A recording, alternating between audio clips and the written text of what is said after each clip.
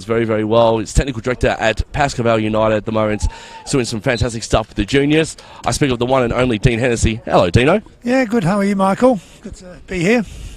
Good to see you as always. And tell us a little bit about this Pascoe United side that we're about to see out here tonight. Well, I mean, look, since they've been in the Premier League, they've just gone from strength to strength, and last year was a great top four finish. But like anything, sometimes you get a few injuries, a few players out of form, and then all of a sudden went on a little bit of a bad run. But if we can get something out of tonight, a point would be good. 3 points would be even better. But yeah, I'm pretty positive that we'll be able to turn this around. And a team like Bentleigh, who had a 4-day turnaround, they lost 2-0 to Hume City in round 7 of the FFA Cup as well. How do you think the Greens are going to be feeling in their bodies at the moment after playing midweek? Well, it's like it's the third game in a week. But look, the season pros, and they're a very experienced side. They've been used to playing lots of games with their FA Cup runs every year. So they'll be experienced. Yeah, they might be a little bit more fatigued, but it's their home ground, so they'll know it better than we do. And, I expect Bentleigh to come out and obviously try and push to get the 3 points. And there's also his NPL Victoria Respect round as well, where we respect everything that happens, including officials, players, staff, and everything like that. So we're going to take our little quick moment to say that we are 100% behind the NPL Respects round here, and it's a good initiative from Football Victoria. Yeah, no, look, I think they're great initiatives. It's like it's proof in the pudding. You can talk about it, but if you don't actually back it up, then it's just noise. And I think it's really important that we do respect each other. And look, I think I've been in this league a long, long time, and I can't really count on one hand at any issues I've had in the time there. We're all competitive, we all want to win, but once a game's finished, and you just go and maybe have a beer after and talk about it. And look, I think it's a great league. I think there's a lot of characters in there, and I think characters should be characters, and that's what brings people to watch them play. And I saw you was speaking to one of the staff as well from Bentleigh as well, Frank, earlier as well, who you know very, very well. And you told me a bit of a funny story as well about you guys living so close to each other. Yeah, look, we're 50 yards from each other, so we stumble whether having a beer or a wine together. But yeah, he's been the Bentleigh. Well, he's the longest serving TD going around, and he's done a fabulous job at Bentleigh and been a big, big part of their success. Not only the first team supporting Johnny A and now Johnny G, but also with their junior programme. They're number one in the East at the moment, and he does a fabulous job. As we're about to kick off here, what scoreline are you predicting with the pitch, with the way it is right now, especially after the rain that we had a couple hours ago? Well, I'd love to say 3-0 to Pascoe Vale, but I think it might be a bit closer than that. But look, I think it could be a tight affair. It might be 2-2 draw. I think it'll be a win-win for both teams as well for 2-2 draws. We end our pre-game show and we get into this one here, and it's Bentleigh who kicked off here on this Sunday night, the last game of match week 15 as well. There's another game happening as well. I think it's Dandenong Thunder and Hume City. I think the other game is playing at the moment, which we'll endeavour to get through. I think they're playing Oakley. I think Oakley, and I think it was 1-1 the last I saw. Joe Guest had just equalised, so it was 1-1 after about an hour, I think. So that game is, I think, an hour or so after how we've started. As we see Bentleigh pressing from defence to kickstart the early bits. See a play go down, and that's Hussey Costas for Pascoe Vale. Big injury early. You're going to wonder as well how the knees are going to hold up as well. He looks in a bad way, doesn't it? He's a good player as well, Stevie. I've been an admirer of him for many, many years. Wherever he's gone, wherever he's plied his trade, he's been fabulous. Really intelligent footballer, gets on the ball. And when he's in form, the team that he's playing for generally have a good run. So we need him. We need him on the ball a lot tonight. You definitely need him in the park as well to hopefully score a few goals for you guys tonight as well, against a very experienced Bentleigh defence. Yeah, look, they're pretty stable at the back. They've got Scotty in goal as well, so he's a good goalkeeper. And obviously you got Jack Webster, who's been here for forever and a day. So he's one of the best defenders in the competition. But look, we've got Davey Van Schip, and he's got some quality. This young lad here, Nicky G, he's only just turned 18, but he's a good little footballer. And look, you just never know. if we can just put enough pressure on there, and you also got Yip Bartels, who's an import, so the two Dutchmen up front, they know each other really well. So hopefully that can all link up, and we'll try and give Bentleigh Greens a bit of trouble. As Bentleigh pressing out now, only for a short time, Pascoe will get the ball back in on the sideline in their forward half. Another player I want to talk to you as well, who's staying on the bench as well, is how's Akim Alaribi? How's he going since coming back to Melbourne? Yeah, look, it's an unbelievable story, as we all know. It went worldwide. Everybody was involved in it, and I thought that's pretty well around the world brought football together. So I thought it was a fabulous situation. Well, not a fabulous situation to be in, but a fabulous response from everybody. And look, from his point of view, he came back in, he settled in, he's had a couple of starts, but I don't think you can really put a price on what he had to endure while he was over there, and that that unknown and that mental strength that he's got to have got through that situation. I mean, I couldn't even start to begin to describe it. But I think I think from his point of view, I think he just needs to get, he's got his life back hopefully together, and football's obviously a big part of it, and he'll just keep showing up every week, trying to get back into the team and push for places. As we see Alexander for Bentleigh, passing it back through midfield. This is to Marko Jankovic. Another short one as well. So they're pressing early, slow, methodical at the moment, Bentleigh. They're going to cross over to right fields. Broadcast side, left side of where you're watching it tonight on your phones, laptops, or tablets. Greens with an early opportunity there. Wasn't too bad. It was actually Dino's boy there who defended very well and got our defence for the short time. Yeah, look, I mean, Bentleigh are good. I mean, they'll move us around, but I think we've got we've designed a particular shape that we think can work and nullify their threats. And so far, so good. Haven't had a shot on target, which is always a good start. But they're gonna most probably boss the possession. It's what we do when we win the ball back. So I think that's what's really, really important. And not getting caught like that, but obviously there was a decent line, so offside for Matty Thurtell. And it was Matt Hennessy, your boy, who actually called the offside originally. He knew straight away that Matt Thurtell was offsides. Yeah, well, that's just, again, it's the back four working as a unit. It's not one individual. It's all four plus the goalkeeper all on the same page, and because those sometimes can be tight. If you get it slightly wrong, then obviously you can get punished. So but that was pretty straightforward. Satilli was fouled there for Pascoe, but a free kick will be taken through Jonathan Vikertsis. Was for the short time. It's actually be taken now by Gonzalo Abascal. So Gonzalo with his free kick. He's going to lob it in long. Steve Green is there. And Bentleigh for the short time can get it out. It's a matter of how they can get this ball out. Through the experienced head of Mitrovic. I had Vale. I gave Vale his debut. So I've coached, coached Vale at three different teams. So I got him as a 15, 16-year-old and got him in the first team. So he was, he's a good lad, really good boy. How is he now? I would say he'd be about 26, 27 maybe. In around 25, 27. He seems like he's been there for a long, long time, especially when you start that young as well. But he's built now. I mean, he's always been that tall, but he's obviously filled out a lot more than when I first got him. He was like skin and bone. So, but always had great feet and great to work with. Put a bit of meat on his bones, which is always good. No, look, he's one of the better players I think in the league, and he starts pretty well every week for Bentleigh, which is obviously a testament that they're one of the top sides, and he commands the spot. So he's. I think his game suits how they play as well. Johnny A's had a really, really good time here. Obviously now moved to Western United, but John Gabrielson has been his assistant pretty well since day one. They're very close friends. They all think the same way. So I don't think there'll be an awful lot of change. It'll be just Bentleigh playing the way Bentleigh play. And Johnny G as well has done a fantastic job since fitting into the shoes of JA, as Bentleigh now pressing forwards. Quick run there through, I believe it's Nakamura, but the ball went very far and very wide, out on the byline.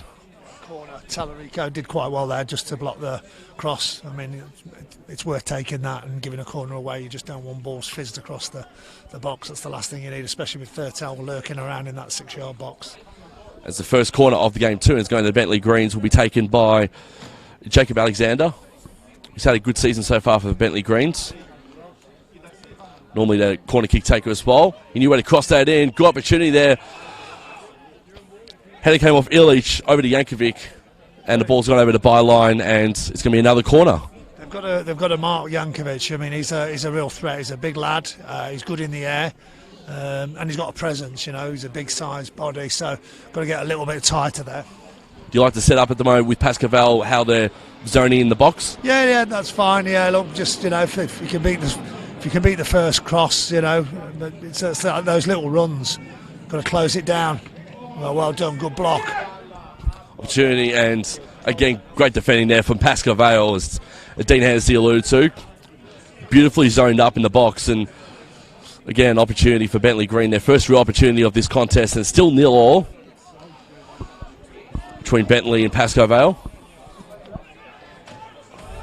Dean Hennessy is my expert tonight. Known Dean quite a while, actually. It looked like it was going to be a handball there. It did look like that. Quick run there through Mika, and he tried to find the breadbasket of Mitrovic. Couldn't do so. Not out of the danger zone just yet for Bentleigh. They're going to try and they're going to reverse back really quickly. They're going to press back into midfield, and they're going to reset as well from the right side. They're going to now crossing over to the left side of the field. Ball in the hands of, in the feet of Jankovic.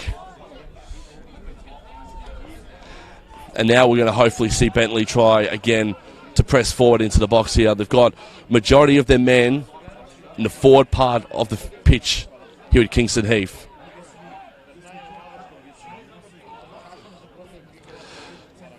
As we're concluding match week 15, Dino, you look at where the table is and where you see where else the teams are seeing now.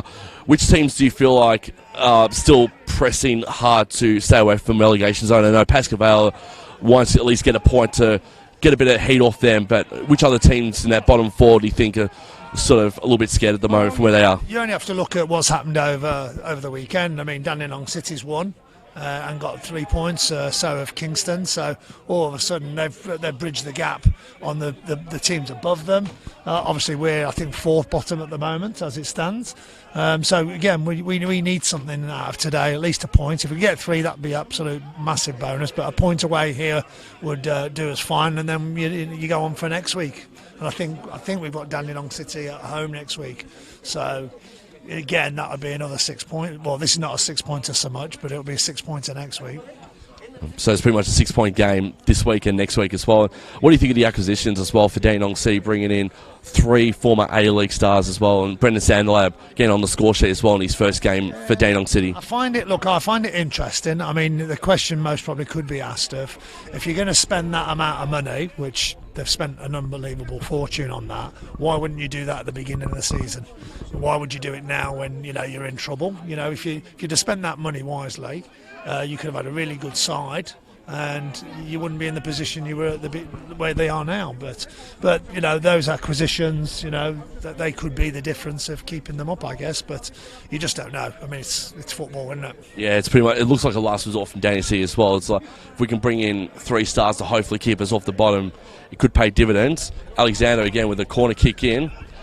That time it wasn't successful because Pascoe were easily allowed to get out of there, and they're quickly away on the run. String kick there for Kurtzis. And Bentleigh are going to try and calm things down here in the 12th minute of this game. It's pretty. So at the moment, Pascoe set up really like a 4-2-3-1. And we've got the 2 screening midfielders trying to nullify, Tyson Holmes in those little pockets and trying to block them off, and then the back 4 looking after really Thurtell on his own. But that's the issue. What happens is they put runners on, and they, as you said earlier, just a couple of minutes ago, they were dominating with a number of bodies that they've got in that final third. So that's again where you have to keep your shape and just be disciplined. And what's the sort of key area now?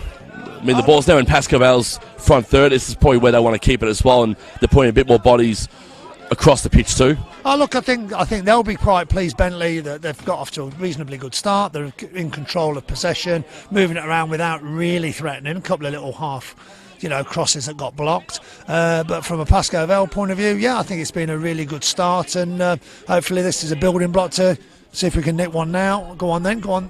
Here we go. Opportunity, good finish there from, it looked like it was going to be Bartels on the last end of that one, but it's going to be a corner kick, and sorry to cut you off there, Dean. So I thought, well, Nicky G can strike it from around there. He scored quite a few goals in the NPL this year in his breakout season, and he's a good little player. He's only small, he's only slight, but he's got good vision, he's got good feet, and he's just got to keep getting on that ball. And it'll be Georgopoulos, actually, Nicky G, to bring the ball in for Pascoe Vale.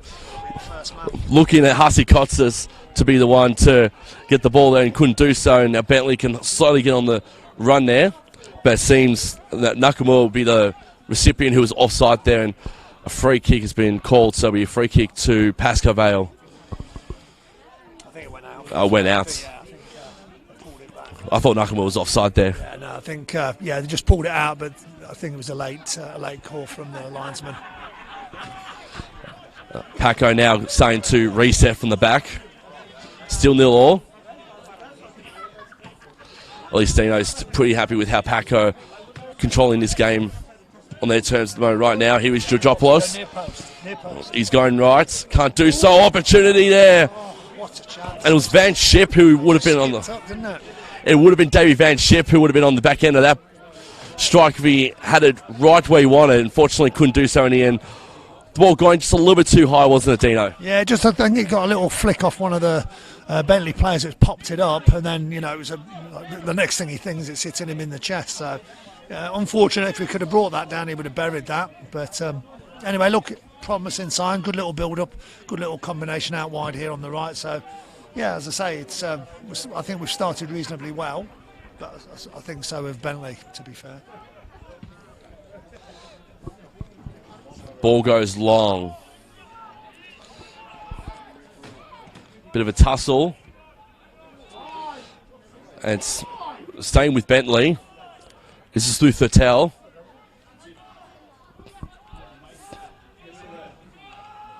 And Bentleigh again can cross. And that's what they're trying to do in this instance. They've got numbers behind the ball. Quick cross there from Nakamura. And they're going to reset again through Illich, who'll pass off to Jankovic. And they're going from right side to left side, back to right side, back to left side. And they think they're in a good spot now, Bentleigh. But again, Pascoe putting the extra man back down there, which has been fantastic. And they can try and break away through Davey Van Schip. Van Schip can go for a little bit of a run. Found space in Satili. He'll cross it in. A bit too high for Georgopoulos. Bentleigh again can try and escape. Only for a short time. Hatzikotsis for Pascoe Vale will bring the ball back in. And still in the front third of Pascoe. For Kurtzis. Trying to get through to the last Bentleigh Green defender. Couldn't do so.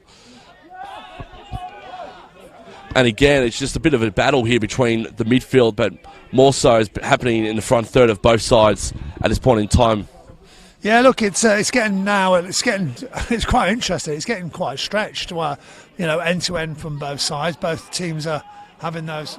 That's got to be offside. Ball has been called offside. It's got to be offside. And yet, Matt Thurtell missed it. So all the Pascoe Vale players, they stopped for the short time thinking it was offside. Matt Thurtell with a small tap in. And Luke Rivales can just watch that sort of go off, because I think it was the last player was a Pascoe Vale player. It wasn't Luke Rivales in particular. But Matt Thurtell, opportunity went begging there, and now they can try and set up here through Jacob Alexander, who's going to take the corner kick. Opportunity for Bentleigh. Couldn't clear it now. It's Alexander. Quick cross in. Good save there from Luke Rivales, who's the first string keeper tonight for Pascoe Vale. Opportunity, Nakamura keeping the ball in for Bentleigh, and they can do again. They'll go again through Mitrovic. Mitrovic now, good crossing from Mitrovic there. Opportunity again, and that's also gone too, and that was through Tyson Holmes, and four shots there from Bentleigh, and yet again Luke Ravalis showing his strength a little bit as the second tier keeper. He's got lots to behold tonight, doesn't he, Dino? And he's done fantastic there, and the Pascoe Vale defenders helped him out in the bookends. Yeah, look, he's obviously the understudy keeper. This is his first game this season. Nick Field is obviously away, but he's had a great start, and he'll get a lot of confidence from those saves. But it all comes from really where it's offside, and the whole thing then, the pressure comes on where the decisions aren't right. I mean, it looked obvious offside and everyone stopped. I mean, realistically, we're pretty fortunate because really normally Mike Fattel would finish that. So, we're pretty fortunate. And it would have been really harsh because it looked really offside to me. And like everyone at that instant just stopped. Everyone stopped. Like no one knew exactly what was going to happen. And now Pascoe Vale couldn't keep the ball in the end, and it'll be Bentleigh to bring the ball back in from defence, from their back thirds. It'll be Webster who's just going to lob this ball long. And here is Matt Thurtell. Thurtell to take on Gravalis. Gravalis wins that one, and Gravalis finds the safety of the sideline, and Bentleigh can reset from their front thirds. Yeah, look, it's I'm a little bit concerned about our high line. There's a couple of times where they've knocked balls in behind, and I think from a defensive point of view, as defenders, what they should be looking at is that once a player in midfield or even in their back four look up and they've got time, then there's a good chance they're going to go long. So that should be there should be a sign realistically. Opportunity here quickly exactly for Bentleigh, and looks like Pascoe Vale are going to get out of dodge again, which they are. Yeah, they cleared the lines. Here we go, 1v1. We've got to get there, Davey. Here's Davey versus Webster. Two of the experienced players in the NPL. Georgopoulos decides to pass that over to Ferrante, who's going to cross that back in. Was trying to find, would have been the right boot of Davey Van Schip. Bit too low on the lob, and Bentleigh again are going to try and press out here. They're not out of the danger zone yet, and they've given up possession. And a Greens player has gone down right in front of us too. Referee is blowing the whistle, and we're going to get a stop in play for the short term. Yeah, look, it's end to end. It's good. It's uncanny, really. It's generally, they're quite cagey affairs, but I think it's end to end, and I think it's the first team that scores will get a really big advantage from it. So, but look, I think it's reasonably. I mean, I think they're shading it on possession, obviously, and they're the home team, which we would expect. But other than that, I think it's a pretty even contest outside of just the possession. We've looked dangerous like they have as well. So, yeah, look, I think it's a decent game. Always put the curse on it, don't you? And then you just clip it out of the on the full. So you don't mind a bit of free-flowing football, do you?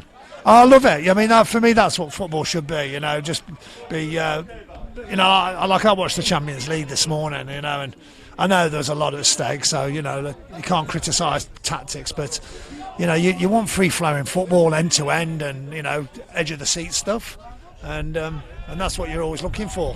So. And this is now starting to develop to one of those games. It's end to end. Bentleigh with an opportunity, lost that. Hatzikostas will keep it. He goes down, and a free kick's been called. So very lucky there, Stephen Hatzikostas. He'll get the free kick for Pascoe Vale, and they can set up shop here and bring it back into their front third. You're right, though. I caught glimpses of the Champions League this morning, but it looked like it was just free-flowing football after Liverpool's first goal, and then in between that and Liverpool's second goal, which sort of sewn up the trophy for them. Yeah, look, I think when you get an early goal, then they've got something to hold on to. And it was in the first 25 seconds. So, again, they huffed and puffed, but I don't think it was a very good final. I think they're putting it down as one of the worst ones since 2003 as a spectacle. But, I think overall Liverpool deserved it, and, great finish from Divock Origi. And obviously Mo Salah scored the penalty, and it was a good, I think Lloris just dived over it. Like it was quite weird because he struck it pretty well and it was pretty straight. So, but no, look, well done to Liverpool. I mean, especially how close they went in the league to Manchester City. It's got to give full credit for them to stay focused and make sure they got something out of the season, because it'd be a travesty if they hadn't won anything this year again.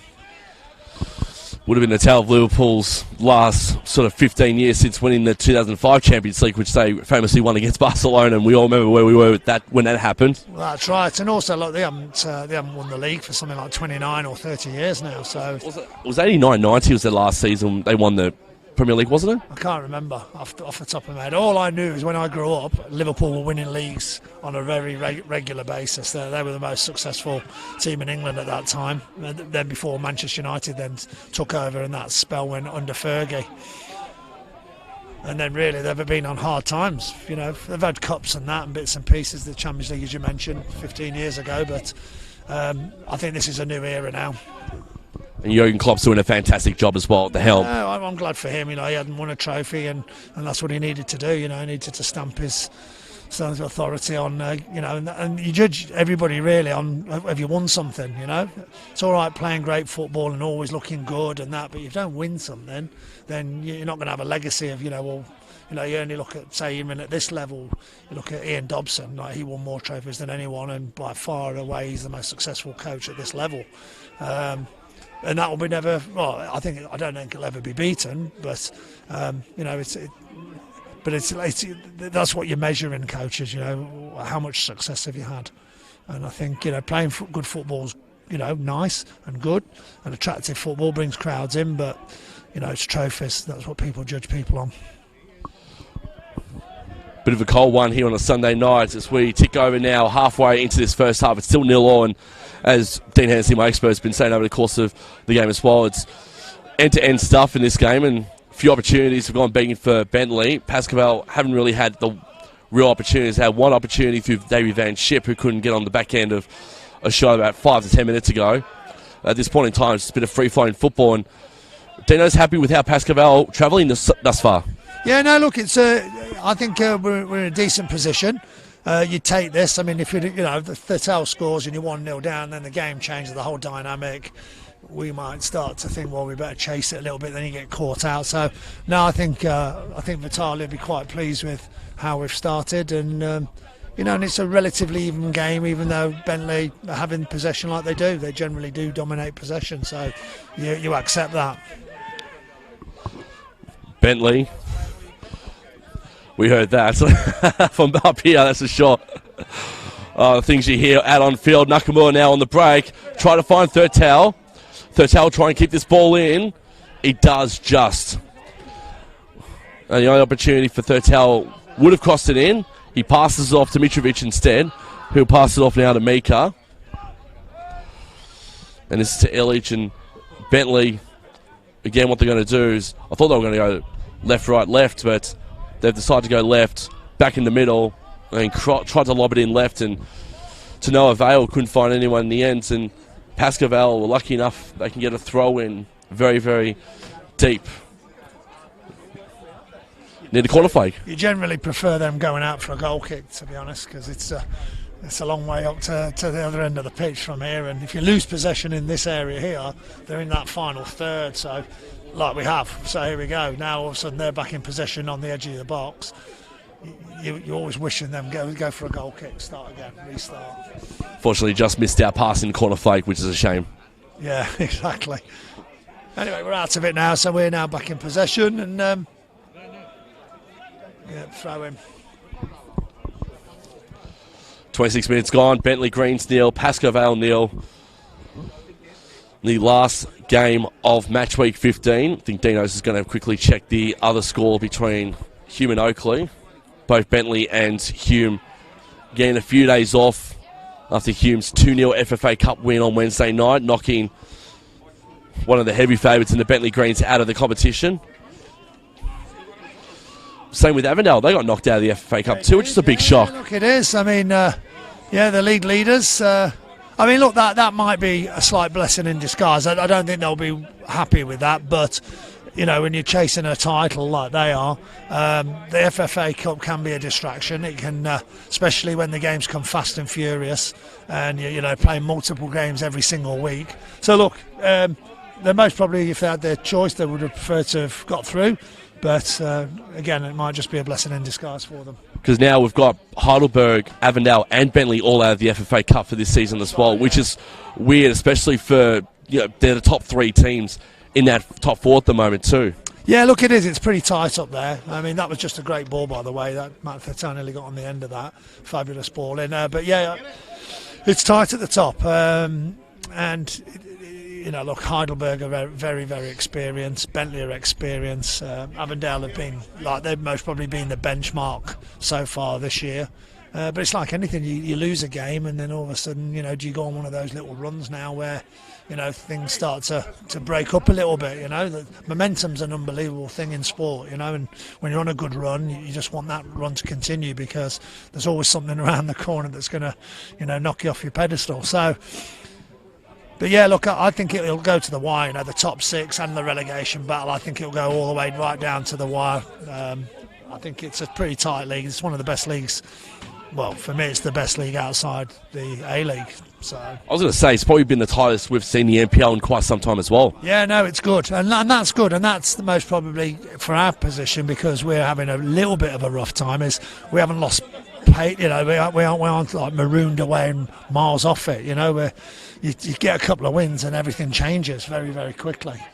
So it's just, again, just building little baby steps, get a point tonight, and then you go, right, we build for next week, you get another game, then you try and get at home 3 points. All of a sudden, then you get 4 points out of 6, and then you're looking at the whole complexion totally different to 2 losses. So, it's very, very fine margins in this league. Third tower offside there, so Pascoe to bring the ball back in from their back third. And then Pascoe next week have the Friday night fixture. You're looking forward to that one? Yeah, it should be good. Dandenong City. So it'll be again good to see their new signings and see how they've got off to a good start. I mean, that's obviously why they brought them down, and you would expect you'd have a little bit of an upturn when you've signed those A-League players, but. Again, it's we've just got they're only human beings. They're good quality. They played at a good standard.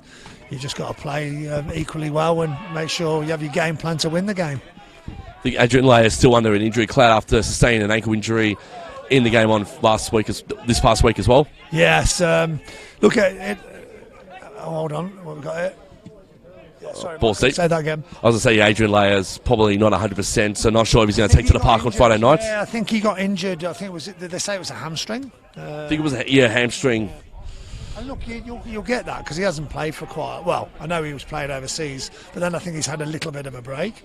So I think once you have that little bit of absence from training regularly, and then you go back into explosive, sprints and runs, things can go pretty quickly especially when you get older.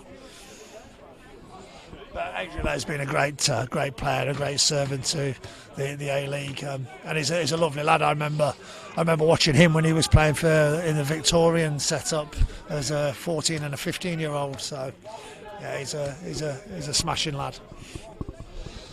We've elapsed half an hour, still 0-0. Pascoe have been in a good spot.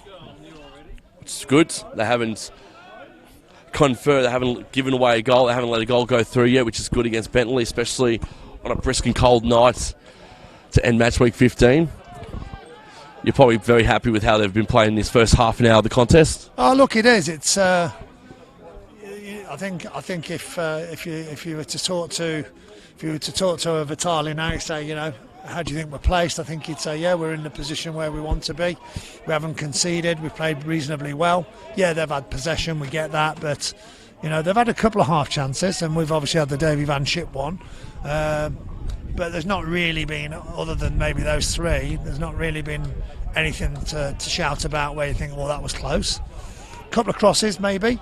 And just Bentleigh forwards just not getting on the end of the decent crosses that have been delivered. I think we've only had 2 shots on target in the first half an hour of this game, as we see Pascoe bring the ball into their front thirds. I think 2 shots on target, and that's both been from Bentleigh. Yeah, I mean, Yeah, look, to be fair, Scotty's not really had anything to do, has he? He hasn't had to make a save yet from my memory.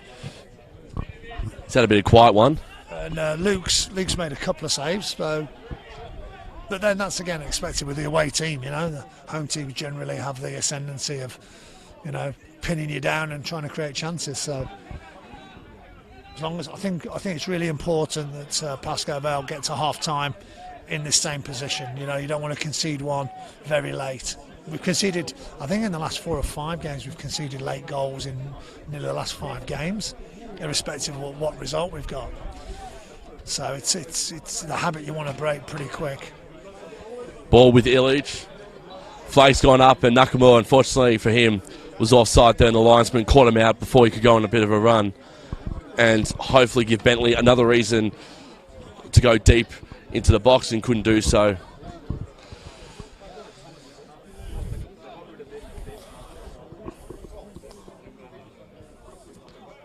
Bentleigh's had a good season as well in the top 4 at the moment. The only team as well to beat the only team to beat Avondale so far this season. Who's that? Sorry, then. Bentleigh. Bentleigh, yeah. Look, they're tried and tested. Johnny A's been a superb coach at this level, and obviously he's now moved to the A-League setup with Western United. And I think from his point of view, it's a great opportunity for him to be involved as an assistant. But like anything, I mean, John Gabrielson's been around just equally as long. They're close friends. They've worked together for a long, long time. I played against both Johns in the old days. Both were really good players. Especially Johnny A was a super striker, unbelievably quick and mobile and strong and direct, score goals. And he's gone from having a really good career as a player, then going into management and being really successful. And then when you're talking about winning things, he's won pretty well most things. He's won the FFA Cup, he's won the NPL. So he's done really well out of the game, and a decent fella as well off the pitch. So that's probably the most important thing. Georgopoulos now with an opportunity to cross this ball in. I always like to talk about these set pieces, and it looks like, how would you call this set piece here for Pascoe really quickly? Is Georgopoulos is going to cross this ball in? Well, you're hoping he's going to beat the first man for start. There you go, finish. Oh, opportunity there. He's got it. And that's a great goal there. And it's come from Gonzalo at Pascoe, and he scored the first goal for Pascoe Vale. And no one would have expected that it would be Pascoe Vale to score the first goal here at Kingston Heath, but they have done so. Dean Hennessy, take us through that setup, because you're very happy with how Nicholas Georgopoulos crossed that ball in through the corner kick. Yeah, it was a great little ball. It got a nice little flick on, and then obviously there was an overload at the back stick, and obviously then it lifted to the back. And I actually didn't see who actually scored it. I think it was Gonzalo. Well, I don't know. I think it was somebody blonde at the far post. I could see that. So we'll have a look at see who's celebrating. But anyway, you'll take that. I mean, that's just before, how many long? 6 minutes, 7 minutes? 7 minutes before half time. It's a great time to score. Now we've got to see that through to half time. Bentleigh now, this will change the game like any goal does, especially being the home team. They're now going to come really, really aggressive for me now and really throw everything at them in the next 5-6 minutes, try and get level. And that's one thing as well that you alluded to about a few minutes ago too, Dean, is that the one thing Pascoe have done over the course of the last sort of 4 to 5 weeks is they've conceded late, and that's probably the one thing you don't want to concede against Bentleigh Greens and have them equalise heading into the sheds at half time. No, exactly right. If we can get a second one, almost there. No, that was a good strike, Bartel. Good little strike. He can hit a ball. He grew up at Ajax, so he's got a really good pedigree. The sad thing for him is he's injury prone, and the more we can keep him on the park, and he can give you that type of option there. It's a good fall for Davey as well. It's just another out where, like, Davey, because obviously we think he's one of the better players in the league, is that basically he gets a lot of attention. So if you've got somebody else to take that attention away from, gives Davey more one-on-one opportunities. And that's the one thing you also mentioned as well. You got the Flying Dutchman out in the field. You got Bartels, and you got Van Schip as well, 2 Dutchmen as well. And for someone like Nicholas Georgopoulos, he can learn a lot from 2 experienced Dutchmen like them. Oh, look, I think and this is where I get a little bit frustrated with the NPL. I mean, a lot of young lads are good enough to play at this level, you know. And this boy never played in our 20s. He was in our 18s last year, and he's actually skipped the 20s. He's only played one game in the 20s. That was like earlier in the season, just to get him a game because he'd been on the bench and not come on. But you know, he's learning an unbelievable amount now. And look, he doesn't look like he's odd out there, does he? You know, you're not thinking, well, what's he doing out there? He's actually. I think he was just trying to run off with it. He didn't realise it was. Well, they didn't play it. That's what I thought too. He played the ball. He didn't know where it was going to go. But that's Davey though. That's Davey. He'll take an inch, take a mile. Oh, here we go. Oh, good cross in there from Bentleigh, and this could be problematic for Pascoe's defenders. And the last second, great stop there from Luke Ravalis. And poor defending there. How do we get ourselves into that one ball, and it just gets in behind there? It's got to be better than that. You know, you've just taken the lead. They gift that then, and then all of a sudden all the good work's gone out in one poor decision at the back. And it was Jimmy Zidias who was trying to get on the back end of that one too. Oh, look, it's a bit dangerous. Pascoe, if you've just joined us, has scored the first goal and it's come through. We think it was Gonzalo Abascal. Great crossing from the 18-year-old Nicholas Georgopoulos. Whistle's been called. And I think it'll be a free kick to Paco. Just trying to see what for. High foot. Yeah, I think a high foot and caught him. So it'll be Hatzicotzis. And they'll take their time through midfield here for the short time. But they'll get the ball back through to throw in. As we tick over now to the 39th minute of this contest, and you kind of think, what did Pascoe do in this next sort of 5 minutes before we get maybe 2 minutes of added time? Yeah, it could be. I mean, there hasn't been really too many stoppages, has there? So you most probably get the token 2 minutes, and that should do it. But still a bit of work to do. I mean, this only takes a few seconds to score a goal, so just everyone's got to be. Bentleigh will be patient though. They're not gonna panic. They're not gonna like start throwing the kitchen sink. They'll just keep playing their process football that moves the ball around, and you know they'll try and catch Pascoe Vale out and get an overload, and all of a sudden they'll get an opportunity. So I think it's important Pascoe Vale's really focused and continue to. Here we go. Through Stephen Hatzicotzis. He was trying to cross that ball in, and the last line of defence, you saw Murray Ehrlich there. Took it on his chest and stretch now. This is like 2, 4, 6 v 6. Here, Bentleigh. There they go now. Bentleigh through Mitrovic. Here's an opportunity. Good passing. Good through ball there to Jacob Alexander. That was a great stop in the end there. So I think Ferrante, and it'll be Bentleigh to bring the ball back in. It's just now the last line of defending for Pascoe on this one. Yeah, look, it's throwing really deep into 18-yard box. It's a long throw and gone in. There's a flick. It's gone in. And you've got to keep possession here now. Keep it. Yeah. That's what they're doing. That's well done. And they've done that through Van Schip. Van Schip, great possession there, and he's going to run on the back of his own ball here. 3v3. Get your head up, David. Get your head up. Van Schip, good cross in there. Trying to find a head of Santilli, Lucas Santilli then. Couldn't do that. And we can see now it's getting stretched. Like the goal always changes games. It always does. You know, sometimes everyone's going, well, let's just see how it all pans out, and then all of a sudden a goal either side, and then things have to change. You know, and you can see it already. It's been a lot more open. And you can probably see as well that Bentleigh a little bit on the back foot here as we approach half time. Yeah, look.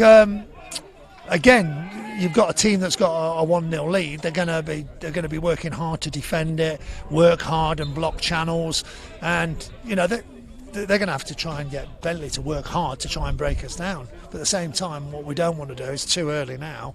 You know, you can't be thinking till the 90th minute. There's a whole second half still to come. We've got to get to half time first. Look after what we've already got, and if they score, they score. But if they don't, then at least then you go in there where they've got a damn plan for that, how they're going to attack, and they'll put a lot of pressure on in the second half. And then you know, Pascoe Vale are good enough to deal with it. That ball was long, didn't stay in there for the interim, and Bentleigh can get the throw in. So we approach the 42nd minute of this one.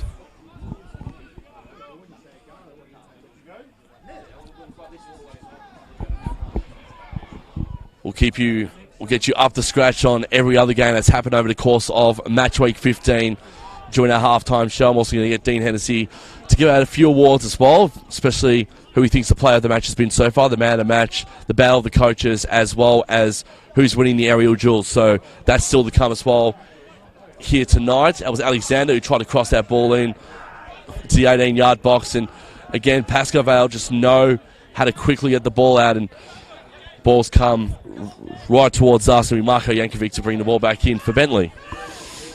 Yeah, look, as I say, like apart from the goal, Scotty's not really had much to do in goal. Another offside. So we're keeping that high line, which I think is still smart, but it's always dangerous, you know, if someone just times it right or the linesman's sleeping and doesn't see it, then you can be in trouble. But I think, if we turn the clock forward now, 2 or 3 more minutes, and then it goes into half time, for me, I think Bentleigh I don't think they're going to change too much. I think they're just going to say, well, let's keep playing the way we are, but just try and create more chances. And then that's going to put more pressure on Pascoe Vale. And then Pascoe Vale's most probably reaction will be, we'll defend a bit, you know, quite like as a defensive setup, but with the point of view of trying to counter-attack. And who do you think's winning the battle of the duels at the moment? Oh, look, I think it's pretty even. I mean, I don't think anyone's dominating anyone. I think everyone's having a fair crack at, you know, like the 2 wide men against the fullbacks. Van Schip trying to. So for me, yeah, I don't think there's a particular player out there dominating his opponents. I think it's pretty even. I think everyone's doing their job. It's a tight game. There's not much in it. 2 contrasting styles of play, mind you, and that's what you most probably want. If you got them both playing the same way, it's always nice to see, you know, how one particular tactical approach to another. And at the moment, it's working for Pascoe Vale. So I thought they were going to break through. So again, they'll go long, turn them around, help it on, Nick. Trying to keep that ball, couldn't do so, couldn't juggle in the end. Bentleigh through Illich. And again, it looks like Bentleigh are on the ropes as we turn for home here in the 45th minutes. Fourth official about to put up the board very, very shortly to let us know how many more minutes. And I think me and Dino, in unison, we both believe it's going to be 2 minutes of added time. As said, there's not many stoppages happening in this first half. They've not really had much. There's not been an injury really, apart from Stevie Hatts. That was most probably the only thing I can remember when the trainer came on. Other than that, I can't remember one. So we could be in for another few minutes here before half time, and it looks like Pascoe Vale will be leading this one as they get into the tunnels. And Alexander has been called offside, which hasn't pleased the locals here at Bentleigh. Not too pleased. 1 minute, so yeah. what would we know? Well, we didn't get our token 2 minutes as we thought, Dino, but 1 minute would suffice. Well, I mean, you boys have got about 45 seconds to keep possession and go through midfield and wait for the official to blow his whistle for half time. Yeah, look, I think it's important. I mean, now it's 45 seconds, so hopefully, you know, hit the corners, get them turned round, don't lose possession here, don't lose possession here now, they get one more chance, you know. And this is where... Opportunity now, here's Matt Thurtell. This could be their last opportunity before the end of the half for Bentleigh. Pascoe Vale have been very solid in the back thirds. They're going to have to do their best here. Good cross there for Mitrovic and a bit wide. That's exactly what I was talking about. You've got 45 seconds to go. You've got to keep the ball. Unfortunately for Vale Mitrovic, the wind played a bit of part in that as the whistle goes for half-time. And a bit of end-to-end stuff, bit of free-flowing football. Great goal there from Gonzalo Abascal to break the deadlock. And it's Pascoe Vale 1, Bentleigh Greens 0. Really quickly, Dana, before we take a short break, who's your man of the match so far? Who's stood out for you in the first half? Look, I think it's been hard to pick any individual. I mean, I think you've got to give Luke Gavalis for the couple of saves he made. So most probably the fact it's making his debut. And, you know, he's filling big shoes in Nick Feely. Nick Feely's a top keeper, was at Celtic for 3 years, Perth Glory this year. And then obviously we got him as a keeper. So I'll give it to Nicky from there. And most probably from their side, Oh, it's hard. I mean, they're pretty consistent. Maybe Third Tower's been the one that's looked a bit dangerous, and most probably he's edged the performances because he's just got in some really good positions. And battle of the coaches, who's winning the battle of the sidelines at the moment? Sorry, what was that? Who's winning the battle of the coaches at the moment on the sidelines? Well, obviously, when you're away from home and you're winning 1-0, you've got advantage to Pascoe Vale. But look, fine margins. I think it's a pretty, I'd say an even game. But Bentleigh always have got great possession and they control the ball. And a lot of teams go, well, we know that, so you don't try and break that. You just go, well, how can we now hurt them? And that's maybe catching them on the breaks or set pieces. And obviously at this stage, that's worked.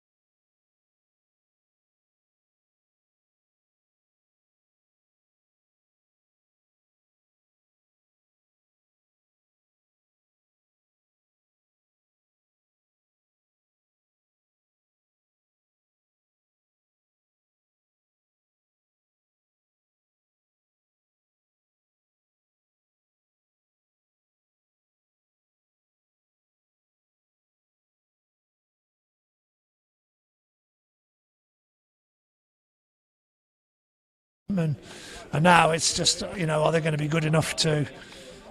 For me, it's going to be a big next 45 to 50 minutes. But if we defend well, we'll give ourselves a chance.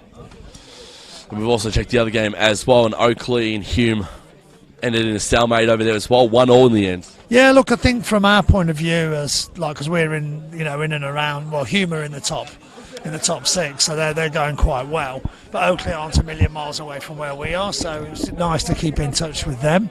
And if this stays the way it is, this would be a great extra 2 points gained. That just gives you a little bit of breathing space. As you referred to it as well, for those who've just joined us in the first half, Dean Hennessy is calling Pascoe's must-win game here against Bentleigh tonight a 6-point play. So if they can get the 3 points here tonight, they can go in with a lot of confidence to CB Smith Reserve on Friday night when they battle Dandy City. Yeah, look, and that's going to be what they call a 6-pointer, because if you do get the 3 points, you move 3 points away from them, and if they get the 3 points, they move 3 points closer to you, or and that's what you want. You need, especially when you're playing teams around that same. Good save. Almost opportunity for Bentleigh, and they could go again. Pascoe getting defeated out really quickly.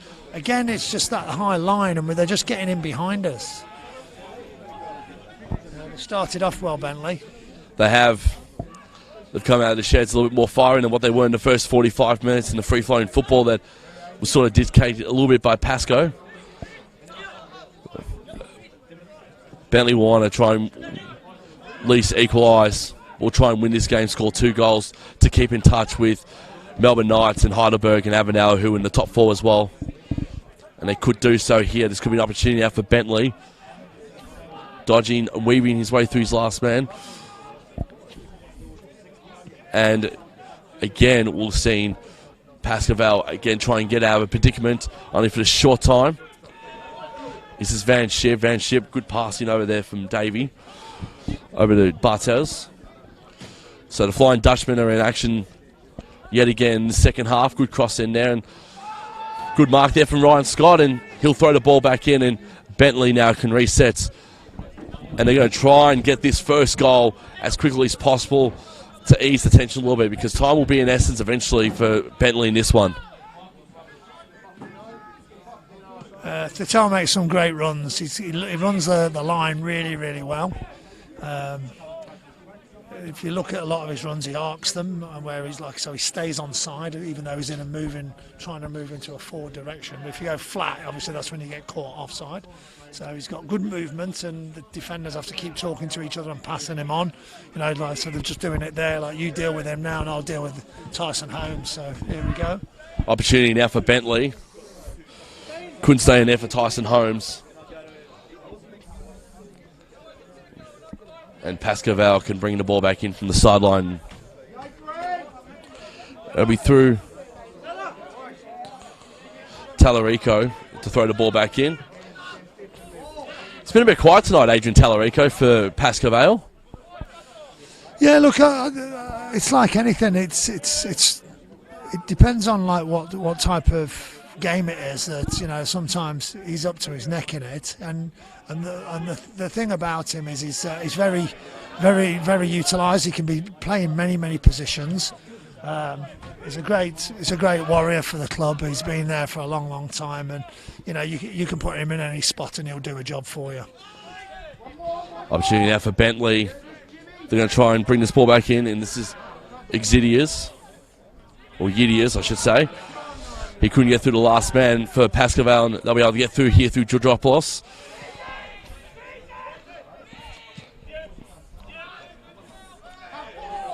That was Ferrante, and as you can tell, I thought it was last touch Bentleigh, but Pascoe were the last touch their Warriors. And it's going to be Bentleigh now to bring the ball back in, which they've done so. Holmes passing, and they're going to go deep again third. This is through Illich. Illich to Jankovic, and Bentleigh now can press far side of the wing. Pascoe trying to go into a little bit of a zone here. It's gone back to Tyson Holmes. Back over to Mitrovic. Opportunity now for Tyson Holmes to equalise this one, but offside's been called, and bit of a reprieve there for Pascoe Vale there, Dean. Yeah, look, it was. I thought the first one looked offside, but obviously the second one was, which was most probably a good outcome. But it was tight. It was tight. And again, it's that moving that ball in and around that 18-yard box. That's where they've got to be really disciplined. The linesman was really watching Tyson Holmes' footing there. Yeah, that was it. Look, I thought that was a free kick. I mean, that's a foot up in Davies' chest. I mean, I can't understand. I don't know whether the referee could see it, but the linesman could certainly see it. So that's where you want your linesman to just, say, look, I'll help you out here. I can see it. Well, Thurtell goes down. Bentleigh tried to appeal for a free kick. They're not going to do so. Pascoe Vale now with an opportunity, and Ryan Scott doesn't bode him at all, and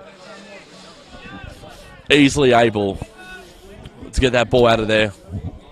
And now Bentleigh are on the run. Quick one here. This is through Nakamura.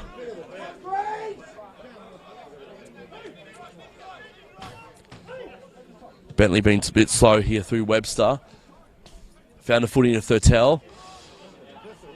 And Bentleigh now inside the box. They could get an opportunity here, and this was Mitrovic. Good save there, though, from Gravatas for a short time. And again, great defending there from Pascoe Vale. Bentleigh will win themselves a corner, but Pascoe Vale, though, defending very strongly there, Dean. Yeah, look, you've got to do that. You've got to put your body on the line and block, and that's what they're paid to do, and they've done it. And again, we knew this pressure would come. We predicted this at half time. Bentleigh aren't going to lie down on this. They're going to just keep coming until they get what they want. And obviously Pascoe Vale's got to be resilient to keep them out. Alexander. Good ball in there. Almost mirror image of what happened. And it was almost it would have been almost an own goal there from Pascoe Vale. It's another corner, but almost a mirror image of seeing a Pascoe scoring for Pascoe Vale in that sort of area as well in the first half. Yeah, that was a massive scramble there. But again, brave, putting bodies on the line. I don't know who it is. Is it Johnny Vac that's down, or I can't see from here? Who is it? Or is it Stevie Hatz? I think it's Stevie Hatsy Curtis. I think it's Stevie Hatz. So, again, putting your body on the line, take one for the team, and what we call desperate defending, and you've got to do it. The pressure's on now. They've got some momentum, Bentleigh. Alexander yet again, take two for the cross in. That looked like a better ball in there. Pascoe Vale were able to get the ball out, and they've done so for the short time. Bentleigh going to cross this ball in deep. That was great there from Luke Gravalis. Was able to pickpocket that ball, and Pascoe now can slowly bring the ball out from their back thirds.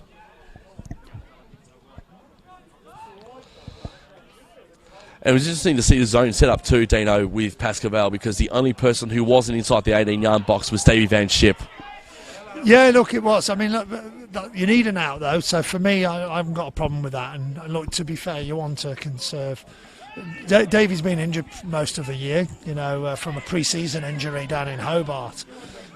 So he's not been quite the normal Davey Van Schip. As Bentleigh try to get the ball through, and they've got an opportunity here. Yidius, good cross in there.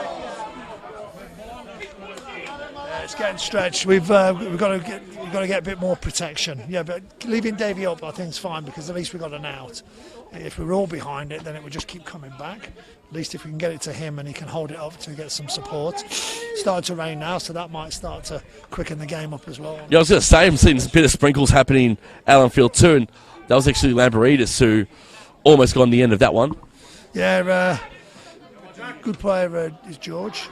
Oh, sorry, it wasn't George. Oh, it wasn't George? It was Holmes, actually, my bad. Tyson, yeah. Yeah, Tyson. You dropped me right in it. That's my bad. Because I was thinking I can't remember him coming on. I've seen him warming up.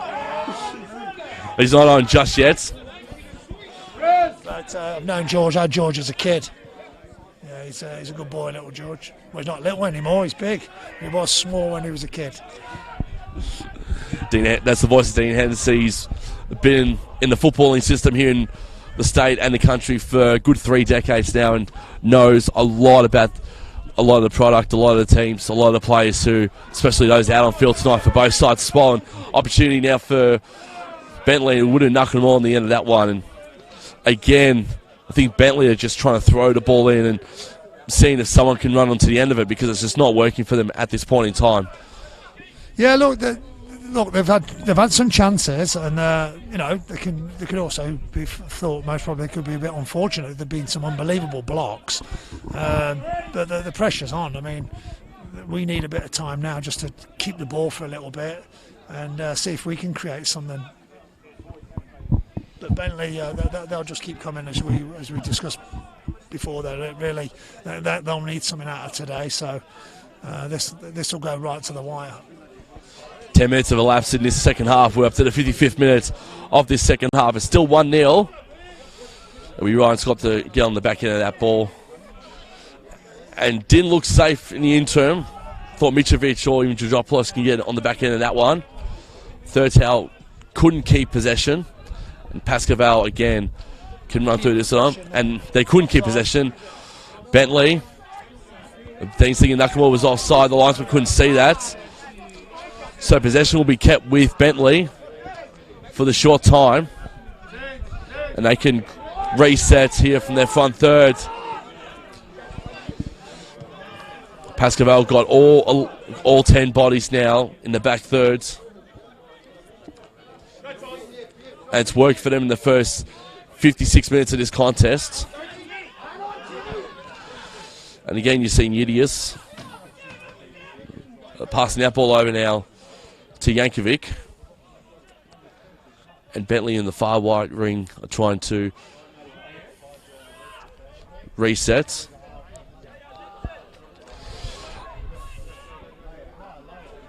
Playing more of a defensive kind of game at the moment, Bentleigh, and the flag has finally gone up for the offside. It'd been stewing for about 60 seconds. I think the linesman's had enough of Bentleigh just playing dead ball here. Yeah, look, he's getting worked. I mean, look, it's nip and tuck, isn't it? They've got quite a high line, and they're all trying to make runs.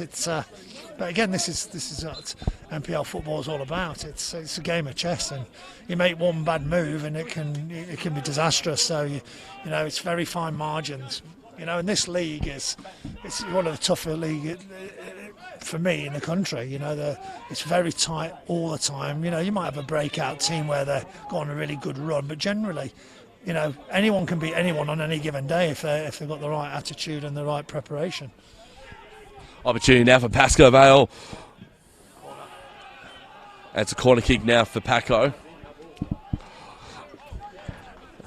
And when you talk about surprising teams, probably the most surprising team to come out of this season so far has been how well Melbourne Knights have played so far this season, because they were struggling last season as well. They were in the bottom 5 for most of the season alongside South Melbourne, but it seems that Melbourne Knights over the course of the last 12 months they've improved. Yeah, well, again, it's a sad story. Mick Kalina's gone in there and done a fabulous job with Steve Goyevich and then got sacked while they were in the top 5. I mean, it's just I just don't understand it. But again, I mean, they must see something that we don't see.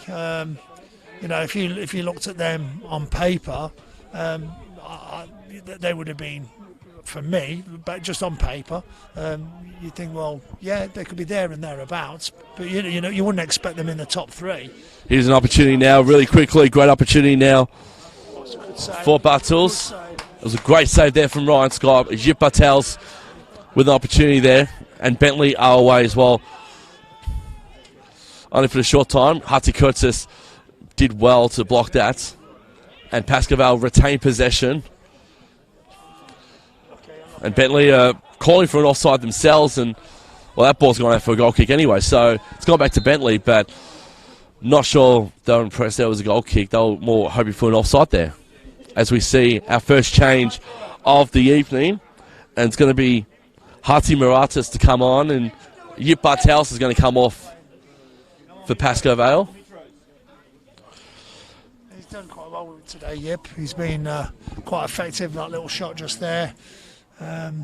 But again, it's making sure like he's had these little niggly injuries. So I think generally around the hour they take him off just as precaution and just keep building him up to another couple of minutes extra next week. And how's Hatsumura's gone this season for you guys? Yeah, look, it's like started off really well, and then it's one of them where you go on this little run where things aren't quite working. So sometimes you're in and out of the team. But no, look, he's I like Hatsy.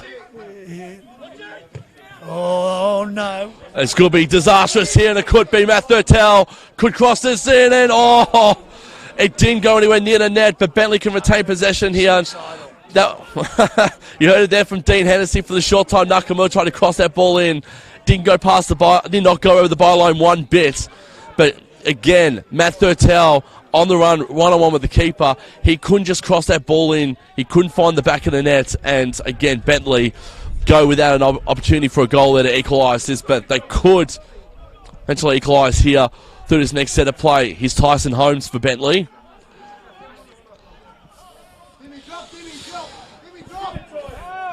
Tyson passing off, and now Bentleigh. They're going to press. Thurtell was the target, couldn't get there. Van Schip, good pass over there to Curtis. And took a bobble just as he hit it. And a bit of a scary start there from Luke Ravalis there, and Matt Thurtell just couldn't get on the back end of that one. It was a poor decision to go back. Just play the way you face and don't turn back and go back. And that was a shank there from Mitrovic. Yeah, I think he's tried to get the ball in early and just didn't quite connect because Thurtell was in a decent position. But yeah, look, I mean, that. You can imagine that goes there and they score, and you're just going like you're just throwing all the hard work that you've just done for the first, what would it be? 61 minutes. Yeah, no, it's massive, and then all of a sudden you're on level terms. If they score a cracker, we go, okay, fair enough. Don't give it away. And it would have come undone, the poor defending there, because your defending's been solid so far tonight as well. They've defended well, and Luke's had a good game as well. He's been pretty safe. So look, I mean, it's still a long way to go yet. Here was Talarico. It's Drudopoulos there, trying to get through Ehrlich, couldn't do so. Ehrlich wins the ball there, and Bentleigh now can proceed to leave their back third and hit the front third, which have done very well. The ball now is with Mika. Mika's keeping ball possession here. Over to Ehrlich. And they're going to lob this one here in Bentleigh. Couldn't find the guy in Mitrovic. And you can hear the frustration of the Green supporters right now because they're not what they're expecting from this side so far. And do you think the 4 days of still... The bodies are still a little sore 4 days after facing Hume, do you think, Dino? No, look, I think it is. I mean, that's part of this FFA Cup. The byproduct of it is that it's 3 games in a week, and a lot of these boys aren't full-time, they're part-time footballers. They've got jobs to do during the day, and it takes its toll. But the great thing about that is if you're in the FFA Cup, it's a romantic journey, and I was pretty pleased with the 3 years I had at Hume as part of being TD there. As we got to a semi-final, quarter-final, and I think a round of 16. So it was pretty successful. With Louis Asevsky, did a really good job, and playing in that semi-final was magical. Just for the club, put Hume on the map because no one really had heard of Hume. So. For me, the FFA Cup's a great little product. And really quickly as well, as the ball goes out there, it's going to be quickly thrown in there for Mitrovic. Over to Udius. Ehrlich. And they've gone from the right-hand side of the pitch. They're going to go left here, or they're going to stay right, which looks like they're going to stay right in the end. Tyson Holmes. Great pass over there to Mitrovic. He tried to find Tyson, couldn't do so. Udius backs up there and passes to Holmes. Cross in, finds the head of Nakamura for the short time, and Pascoe can get out yet again. Bit more fast-paced in this game in the last few minutes or so. Oh, look, it is now. I mean, I wouldn't say it's getting stretched, but it's definitely it's coming back pretty quickly. This is dangerous. Opportunity now. Here we go. And the ball is caught offside, but it hits the netting over the byline. So Luke Rivales can win the ball back in for Pascoe Vale. I do remember the time when you were TD of Hume sitting. We interviewed you on the radio program, I think 2 days after the FFA Cup game against Melbourne Victory. Yeah, look, it was a great month because we played them 3 times in that period, and the first time we were beating them, and it was about a minute to go, and we ended up, I think we were 3-2 up, and we lost 4-3. They scored, Barisha got a couple in the last minute, and then we played behind closed doors in a midweek game and got smashed 5-0. And then we played them in the final, and then that was where we had a penalty shout, and the referee didn't give it, and then gave them a penalty just before half-time, 1-0. They scored just before half-time, and then realistically after that, it was only till the 89th minute they scored the second and then third. So, great day out though. Really good experience for the boys. As I say, put Hume City on the map, and they've had a pretty proud record of FA Cup since then. Now, I was going to say as well, I remember you walked into the studio and you had a smile from ear to ear as well. Like you didn't care for the fact that you guys didn't get the win and all that. You just couldn't believe you guys were playing in the middle of Etihad Stadium against one of the premier teams of Australia. Yeah, it was Amy. It was Amy Park. Sorry, Amy Park. We wanted it at the Etihad because we had a better deal there, but that wasn't to be. But anyway, here's a chance here. Good ball in. Good ball in there, almost. Great ball in. Ryan Scott there saving at the end. So look, I know that I think Bentleigh are definitely on the ascendancy because obviously they're chasing the game, which we get. But I think if we can catch them on the break, like you've got Jack now coming up and joining in, so like there's your centre half. Mitrovic crosses that ball in. And this is now where you can get them on the counter. Couldn't find Alexander in the end and was cut off there from Pascoe Vale. And it's now Van Schip versus Jankovic. And Jankovic wins the run there. Yeah, look, again, it's this could be really the format for the rest of the game. They'll keep coming in waves, and we'll just keep trying to nick something and get a second goal. That was a good reversal there from Hatsi Kortis. Yeah, no, good tackle. There's nothing in that. Appealing for a free kick there, not going to give it. And as Dino said, fair game. Good long ball in from Bentleigh. Bit of pressure and Tallarico almost losing that one. Taking on Third Towel, and said Third Towel's been one of probably the shining lights for Bentleigh Greens as we get our first sub, and George Lambidas is coming on, and it'll be Johnny Meeker to come off for Bentleigh here. So we're going to get our first glimpses tonight of George Lambidas. Yeah, George. Fond memories of working with George when he was a young kid. He was always a talent. I always thought he's. He had a career at some level. We just never really knew at that age, especially when I think he was about 10 years old. It's hard to judge what they're going to look like, but you could just tell he was very skillful. He knew the game even as a young player. That was offside, isn't it? Third Towel, offside hasn't been called, and almost opportunity. And Nakamura will equalise for Bentleigh, and it looked like it was going to be an offside. And yet again, Pascoe Vale had the lead and now equalised there from the Bentleigh Greens. Dean Hensey, talk us through that one there. Well, I don't know. It looked off to me. It looked really off. I mean, they've all come and complained. But it's hard to tell. We're on a poor angle, so we can't really see from here. But it looked tight. It looked very tight. It was a good save from Gravalis on the Third Towel shot originally, but just couldn't get past Nakamura. And Fuda Nakamura is the equaliser there for Bentleigh. It's 1-1 here. So it could be anyone's game here at the Kingston Heath. And this will be the part of the game as well where it might be a little bit fiery on field 2 between these two. Oh, look, it's both teams have got something to play for. One's pushing at top 4 and staying in that, trying to get in the top 2 spots, and we're obviously trying to get ourselves out of trouble and further up the table. So there's plenty at stake, and that's why everyone's disappointed with that goal because it did look tight. It'll be Bentleigh to reset here, scoring the goal through Nakamura. If Pascoe can do what they did in the last sort of 10 minutes of that contest, they can try and ring a goal back. But at the moment, Bentleigh have got them on the ropes. And it'll be Mitrovic now. He's on his own. He's got a bit of space to play around with. Couldn't get through the wall of white though. And Pascoe surely can get out of here, and they can. Good passing there, good position work from Van Schip. He'll find now Hatzi Kortsis, who's going to go along to his captain and Adrian Talico.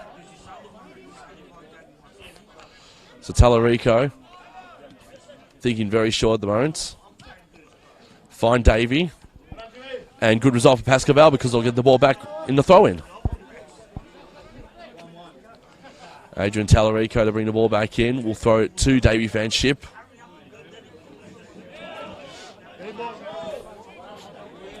And ball going other way this time. See a long throw there.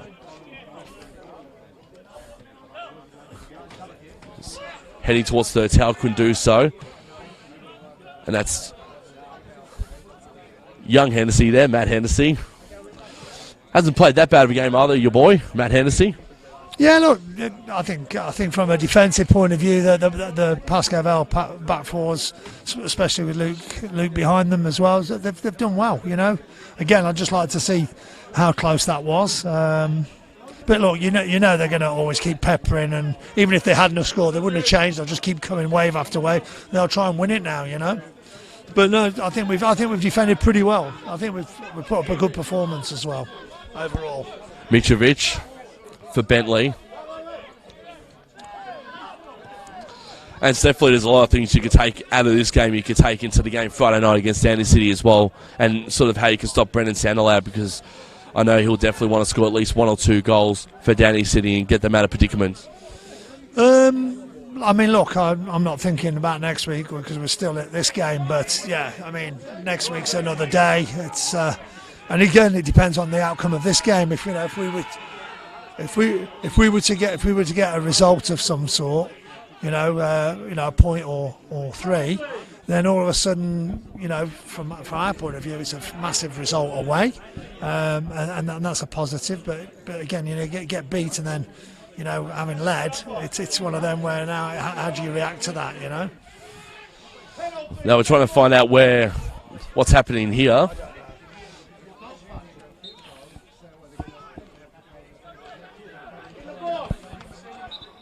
We're going to have a throw in here. And it will be James Idius. I've just had a message from Chris Gleeson. They've looked at the video and it's kept him on. So it was the correct decision? Yeah, obviously. Yeah, so...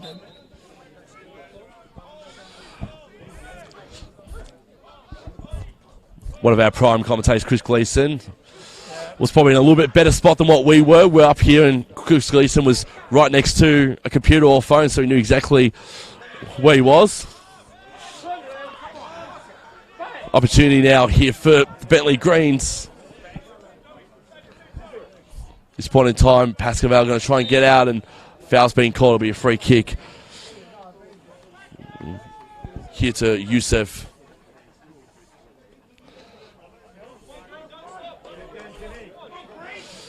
It's going to be very interesting last 18 minutes of this contest here. Still 1-1 between Bentleigh and Pascoe. Nakamura cancelling out the early strike from a Pascoe.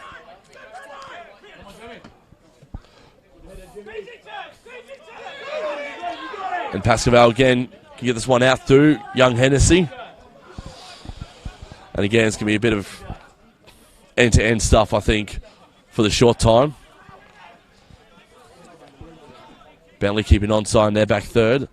And he crosses ball in very long. Good hit to Yidius. Got through the man. There was Hasi Muratis. Another opportunity now here for Bentleigh to cross in. And almost a good opportunity. And whistle's being called. And Luke Rivales there, a bit lucky. Matt Thurtell making some contact with the Pascoe goalkeeper, and again can get out of dodge for the short time. Yeah, look, they're doing a lot of overloads out in wide areas to stretch, and this we've got to make sure that we're dealing with that.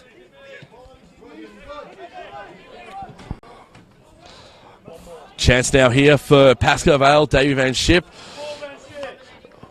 Couldn't find the midst of Lucas Satilli there and lost the ball in the end, and wasn't the correct kick there from Davey, was it? Sorry? Wasn't the correct kick there for Davey, was it? He couldn't find Lucas Satilli in that instance. I think that's what he was trying to do, but he just overhit it. But again, these oversight, when they're overloading in wide areas, they do this really well. Holmes to bring the ball back in for Bentleigh. Throwing opportunity. It's gone back to Webster, the captain. Back over to Holmes. Holmes keeps possession right in front of us. Good through ball there to Udius. Udius to cross it into the box there. Opportunity there for Bentleigh Greens, and Pascoe Vale again. Get out of dodge just for the short time. And Holmes with a quick throw in.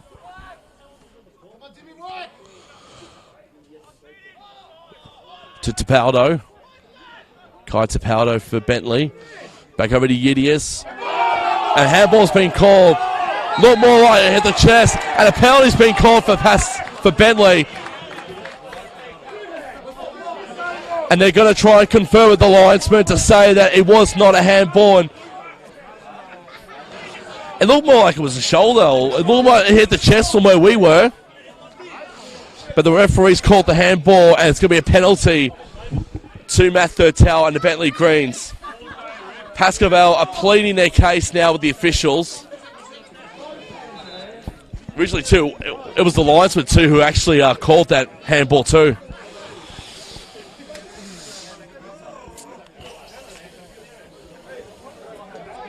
I think it was a booking made, too, I think, to Youssef. So it's going to be Matt Thurtell to take the kick from the spot.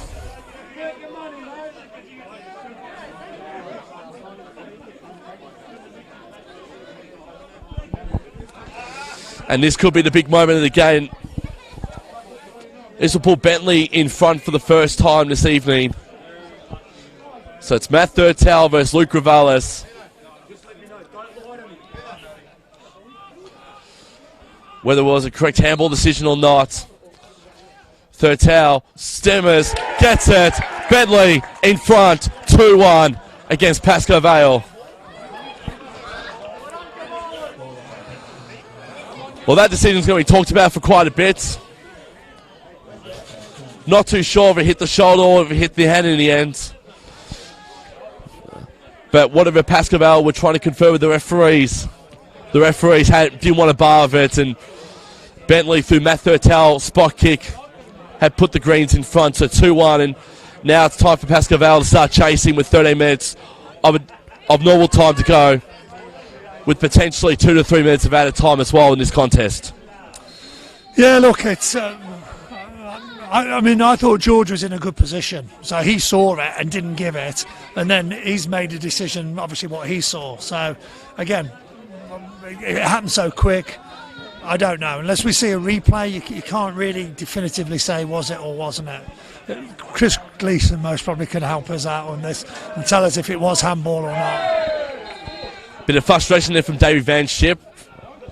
Just a bit of a personal foul there, and I think right on cue there, Dan. I think my phone just vibrated. It wasn't actually mine, so that was a bit something else. So we'll leave it at that. That will be Bentleigh now, who can take control of this game. They're going to do so through Udius. Pascoe Vale now can hopefully keep possession here, and they will. They get a free kick. Harsh decision. Harsh decision is what we're getting. So definitely a harsh decision. A bit unlucky too, you'd say. And can Pascoe Vale now, in the last 12 minutes of this contest, produce a stunning equaliser to at least still a point here at Kingston Heath. And they'll get a free kick. And it'll be Adrian Tallarico who quickly put that ball in to Hartsy Muratis. Muratis trying to cross it in, but saw Sia Green instead. Harsh decision. Hand was always by his side. Looked like it hit his shoulder. Looked like it hit the shoulder as well. and there you go. That's off the video. That's Chris Gleeson. I mean, we can't see it, so we haven't got a replay here. He's watching it and replaying it, and harsh decision.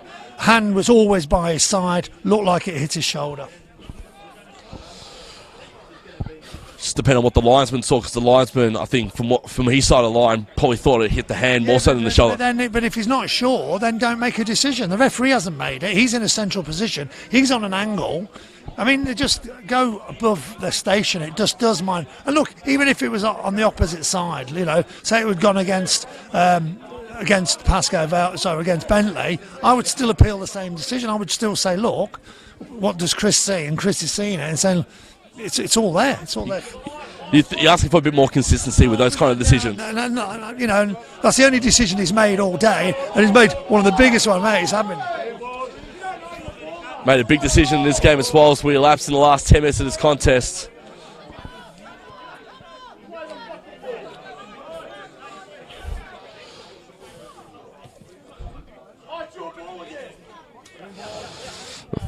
Meanwhile, it's going to be a green derby next week for Bentleigh. They're taking on fellow Greeners, Green Gully. Yeah, Gully. I don't mind Gully. I mean, we played against them early in the season. They're not a bad side. I don't mind Gully. I think they're in the top 6, aren't they? Yeah, Stephen Downs has done a really good job.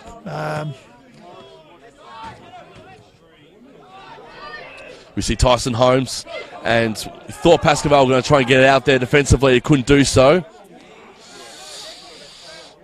Balls with Tipaldo. Pato brushing off the captain of Pascoe, couldn't do so. Good challenge there from Adrian Tallarico. And now Pascoe stressing a little bit under pressure in the back third. But they were able to hopefully get themselves out of trouble, and they can. And it's Matt Hennessy with a smart idea to just bomb the ball long. And Ryan Scott, almost saw Hutty Curtis there get on the back end of that one. Very dangerous. It would have been very dangerous there from Ryan Scott. Couldn't do so in the end. And Ryan Scott dropping to the ground really quickly to get the ball, which is good. And Bentleigh now can quickly reset here in their front third. Tipaldo. He's had a very good second half. Crossed in what was the controversial decision. That time it wasn't a handball. But the last handball, we'll leave it to your imagination whether it was or wasn't. And Bentleigh now will hopefully try and keep this one at bay. Tipaldo. And again, Pascoe Vale are trying to get out of danger. They're trying to get out of dodge. And they're trying their very best, and they can't do so. And it's the last thing as well is they want us to give up another goal, and Bentleigh again are going to try and slowly dictate as we see the heavens open again. A bit of sprinkle on field. Here's a chance now for Pascoe to go inside the box. Good opportunity. And that was off Joseph Youssef there, and a bit wide, and goes past the net and out on the byline, and goal kick there for Bentleigh Greens. It's 2-1. As we're seeing our next substitution, Dean. Van Schip is coming off, and Jerimo Radio is coming on. Jeremiah, yeah, he's got a lot of pace. Still finding his feet at this level. It's a step up from 20s football, which is it's a massive gap for a lot of the lads. Because of just the way the 20s level compared to the first team. But no, he's quite exciting, and if he gets on the ball, here we go. Opportunity now here for Pascoe Vale. They had 5 men in the front third there, and Bentleigh through space were able to get out for the short time. And ball with Hennessy. And they're going to cross field here, and they're going to head over to the far wing. In this one, 6.5 minutes left of normal time, and we're going to start playing that game a little bit now, Dino, whether it's going to be 2 minutes of out of time, 3 minutes of out of time. How many minutes out of time are you thinking there might be left after we elapsed 90 minutes. Well, we were poor in the first half, weren't we? You said 2 and it was 1, but I'm going to guess. I'm going to guess 5. You know, with just bits and pieces with the penalty dispute and all of that. You know, that took its time. So I'm thinking 5. Here's an opportunity now for Pascoe, Vale and Elsu Youssef, and again couldn't finish. He's going to try and get the ball back. Sly tackling there through with Tapaldo, and a free kick's been called for Pascoe Vale. Hussey Curtis for Pascoe Vale, and now they could try and set up another attacking opportunity. That's what they're doing. Hartsey Curtis. Good pass over to Radio. He's inside the box. Good strike originally, but great defending there by the Greens. But Pascoe Vale Did well there, Jeremiah. It was good little start for him. Tried to cut in, tried to fizz it, and there's a lot of bodies actually coming across. So sometimes take a deflection on those.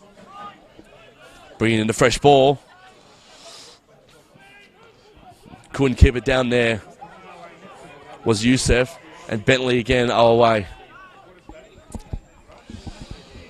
So Bentleigh in the space of the second half has scored 2 goals after Pascoe Vale went into the sheds at half time with a 1-0 lead. Bentleigh fired up after half time. And he's got to wonder still how the bodies are feeling after the FFA Cup match against Hume City midweek, and if they can sustain this for at least another 5 or so minutes. Yeah, look, they've got something to protect. I mean, it's a lot different when you're 2-1 on than when they were 1-0 down. So it's a totally different mindset, and the bodies always feel tireder when you're chasing it. So look, they've got something to protect, so they'll dig in. We've just got to keep creating and try and get something, because I think we deserve something out of the game, especially now listening to like Chris's opinion, seeing it live, and he's stopped it and looked at it and said basically it's the wrong decision. But unfortunately we haven't got VAR, and it is what it is. Always hope for him get the rub of the green. So hopefully something will come off somebody's back of the head and just drop in the net. Alexander got booked there as well for a bit of a dangerous tackle there, very late tackle. A set piece free kick wasn't where it was supposed to be intended, but Pascoe can hopefully reset in this throw-in. They came through Adrian Tallarico.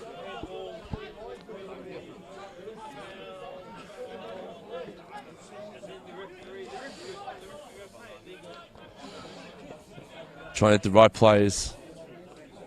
What they're doing, Radio is there. Trying to head it back to Tallarico. They can. Good juggling there from the captain. Couldn't keep possession, and Bentleigh slick on the pressure, can break away. Here is Alexander now for Bentleigh. Pascoe Vale need to set up here if they're going to try and stop what could be potentially a 3rd goal. And that was a beautiful strike. And that came from George Laboridis and Bentleigh. Well, we thought the 2nd goal shouldn't have been counted in the end through the penalty from Matt Thurtell. George Laboridis has put potentially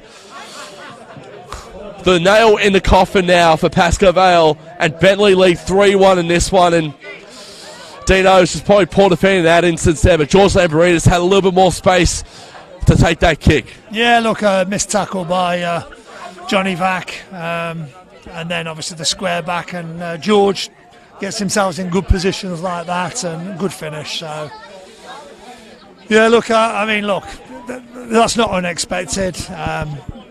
Like the disappointment of getting a goal against you when you most probably feel that it's unjust. Takes a lot out of teams, especially when you're more at the bottom end than when you're at the top. Generally, if you're at the top, you've still got that confidence that, we'll turn this around. But when you're like having a little bad spell, it just seems like it goes from bad to worse. So, again, we just got to I think we've looked quite bright the last 5. Since they scored, I think we've looked... Artie Curtis with a great shot there. Scott losing the ball temporarily, but able to grab it. So, but look, the game's over now.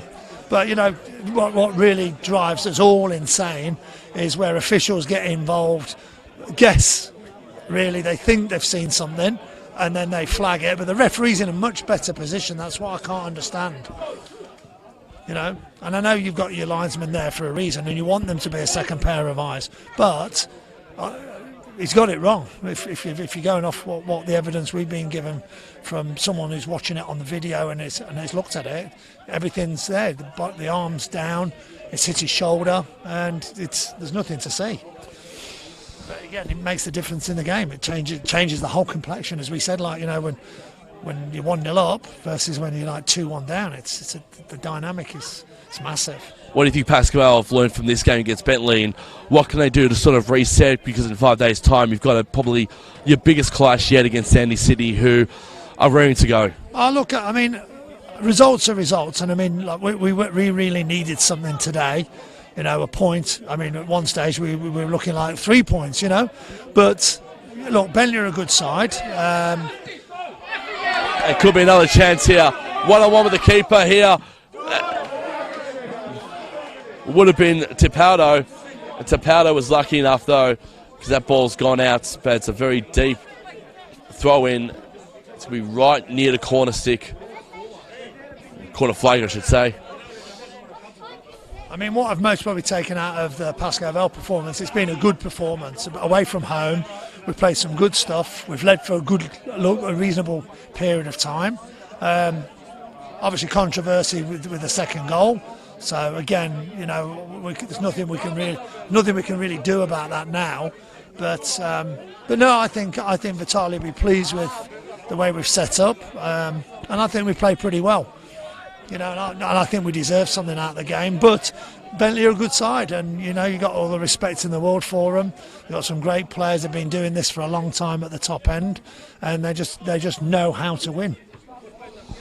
And probably the one showing life for you guys as well, losing to Bentleigh, is at least Oakley ended up equalising and drawing with Hume City. Yeah, well, that's 1 point less. 1 point each instead of 3, which is what you didn't want, because that's pushing away from you again. But look, this is going to be a long run home. You know, there's still plenty to play for.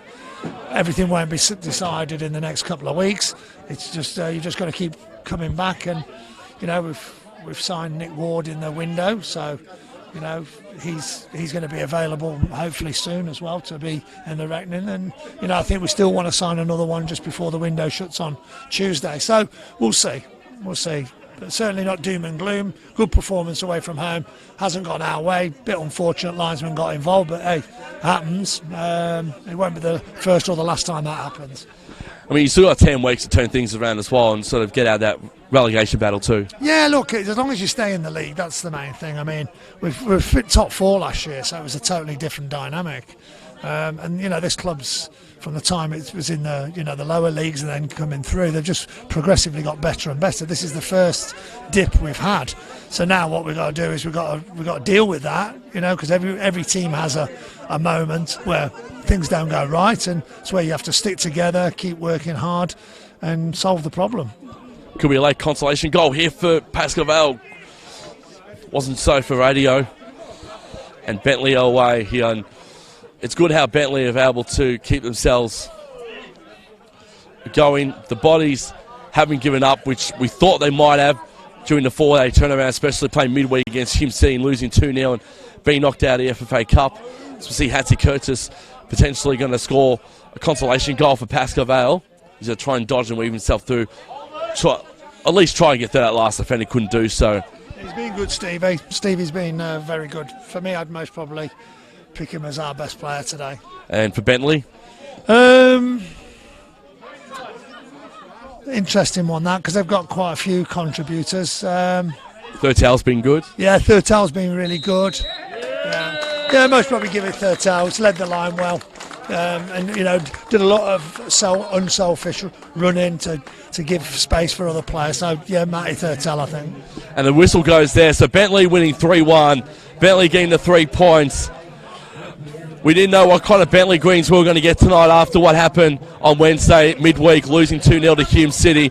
But it seems the bodies were able to hold up for at least just for this game as well. The game got rescheduled last week as well to give Bentleigh a bit more time to rest and recuperate. Now, Dean, before we go as well, before you're giving us man of the match, so might as well have a look at the other quick awards as well really quickly. So who do you think was your best dueling of the match? There were a few duels out there. Who do you think caught your eye there? I think, look, I'd most probably, obviously, because Bentleigh have won the game, so it's most probably only fair that they get the man of the match, and I'll give that to Matt Thattel.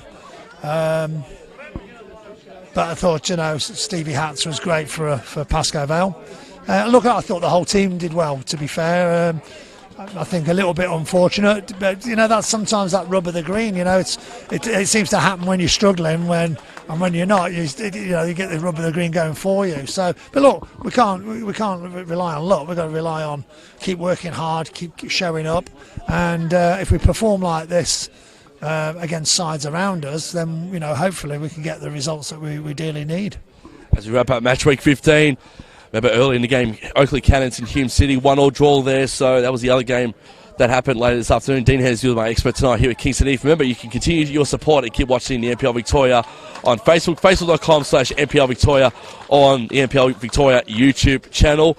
We have 2 matches to kickstart match week 16. I'll be commentating alongside Clementino for Melbourne Knights and Heidelberg United at Knights Stadium. And Dino, you'll be at Pascoe Vale as you guys are hosting Dandenong CSCB Smith Reserve as the Green supporters cheer the boys off after what was a great 45 minutes after being missing for the first half. Yeah, look, good comeback from them. To be fair, you've got to tell it the way it is, though. It was assisted by a decision that, let's say, was borderline, and that changes games. And he knows in front, Bentleigh are not going to throw it away from there. But again, good credit to Pascoe Vale. I thought they really played well. I thought they deserved something out of the game. But again, Bentleigh, good side, a lot of respect for Bentleigh, and they'll be there at the pointy end of the season. Well, thank you so much for joining me tonight. No problem, my pleasure. I enjoy it working with you again. It's been a while, so always good fun talking about football. On behalf of Dean Hennessy and myself, Michael Thompson, we're signing off here from Kingston Heath with the winner being Bentleigh Greens, 3-1 over Pascoe Vale United.